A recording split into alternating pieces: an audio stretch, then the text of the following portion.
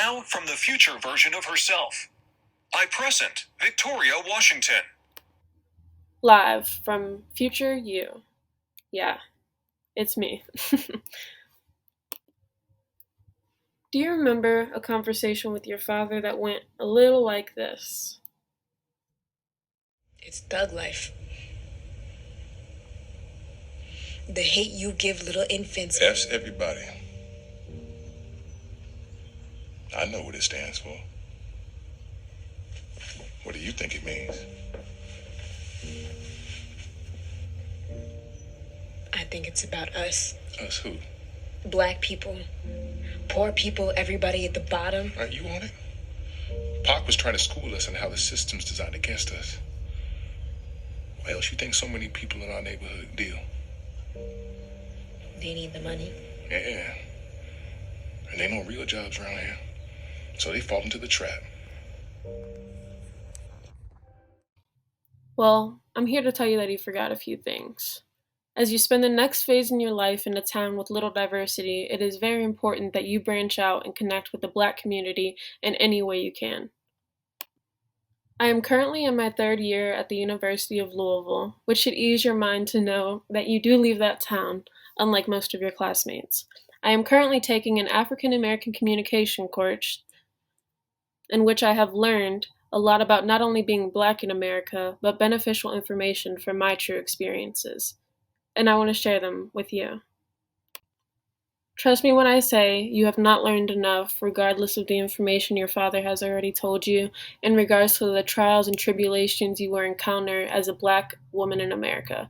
But, like I said, he left some out, and I think they're very important. So I want to share with you what I've learned. I want to start with this simple sentence. Race is a social construct. And I want that to plant a seed in your head. Race is a social construct. Yes. The difference between races is cultural, not biological. Over the years, you will hear and even read misinformation in regard to race being biological, when in reality, it is a social construct. Keeping that in mind will better help you with the resistance against stereotypes, microaggressions, and even more as you go through life. Digging even further into this concept to better understand exactly what that means for not only you, but for America, will definitely be beneficial. Informing you of the details of the racism and discrimination that you'll face over the next couple years isn't going to do as much as what this information will do for you. So I think it's very important, like I said, that you educate yourself on the Black experience in America. Balance of culture in a racist and discriminatory environment is important because there's a risk, like I mentioned in my letter, my main point was the risk for cultural erasure and social integration. You've integrated into this town and you are the minority, and there's some key things that you need to remember and keep up with and understand for you to come out of this a better person rather than the person that they're trying to paint you to be. As I mentioned in my letter, some cases there is a chance for cultural erasure.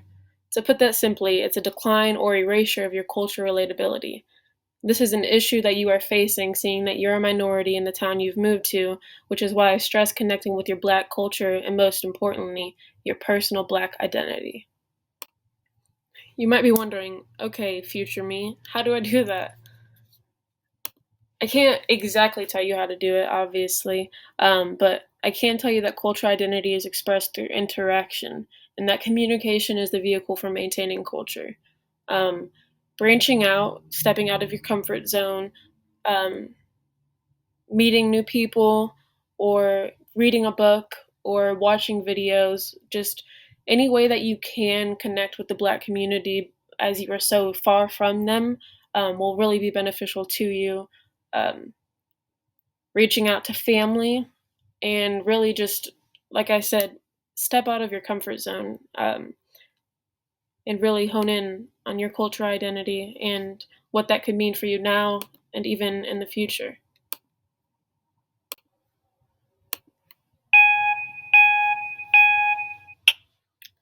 I'm making this in this manner so it's more personable, but I wanted to talk about the most, like I've said this a lot. A lot of this is very important, but this is the part that I think is the most important. Um, don't let the differences in your communication styles between others, between white people, be a way for them to victimize you.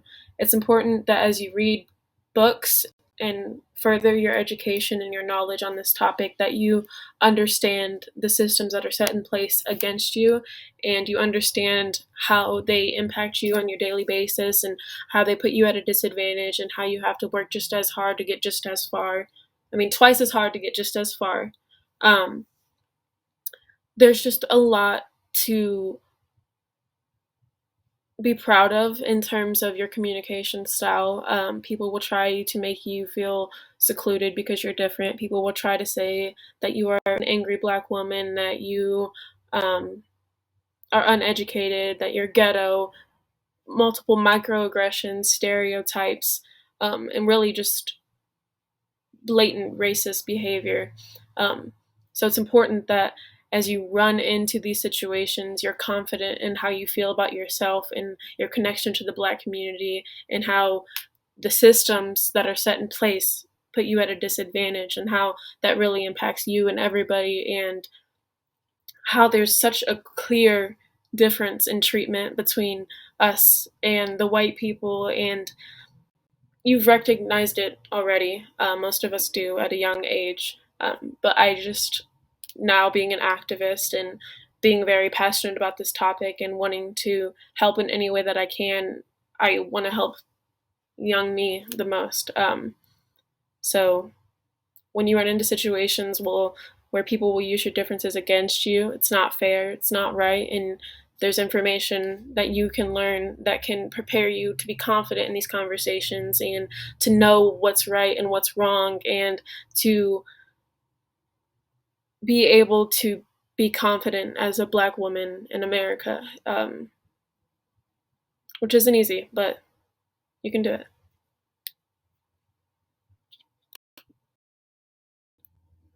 Live